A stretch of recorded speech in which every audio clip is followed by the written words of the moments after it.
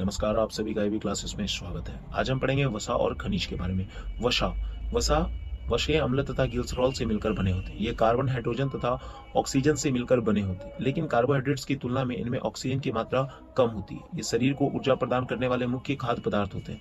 ये जल में अघुलनशील तथा कार्बनिक विलायकों में घुलनशील होते हैं। वसा के प्रकार। उत्पत्ति के आधार पर दो प्रकार के वसा होते हैं, एक जंतु वसा और एक वनस्पति वसा।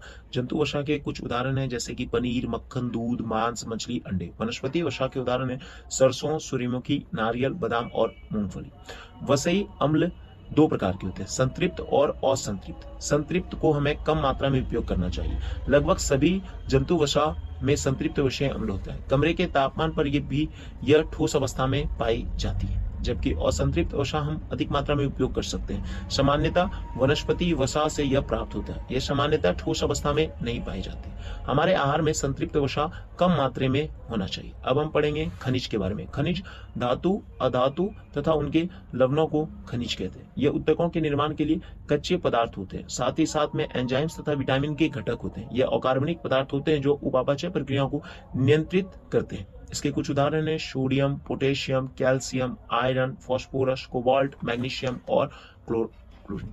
अब हम पढ़ेंगे सोडियम तथा पोटेशियम के बारे में। सोडियम यह बाह्यकोशिकीय तथा अंतःकोशिकीय तरल का मुख्य धनायन होता है। सोडियम ग्लूकोज के अवशोषण में, तंत्रिका तथा पेशियों के बीच वैद्युत रासायनिक संवेगों आवेगों के संचालन में सहायक होता है। पोटेशियम ग्लाइकोजन तथा प्रोटीन के संश्लेषण में सहायक होता है।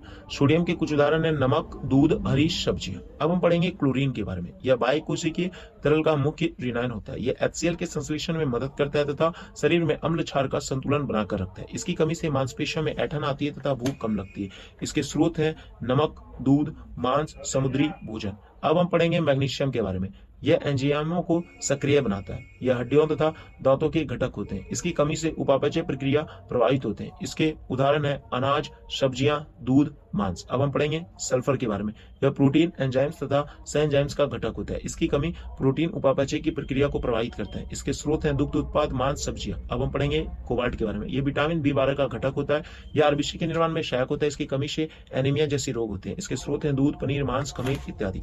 अब हम पढ़ेंगे फ्लोरीन के बारे में।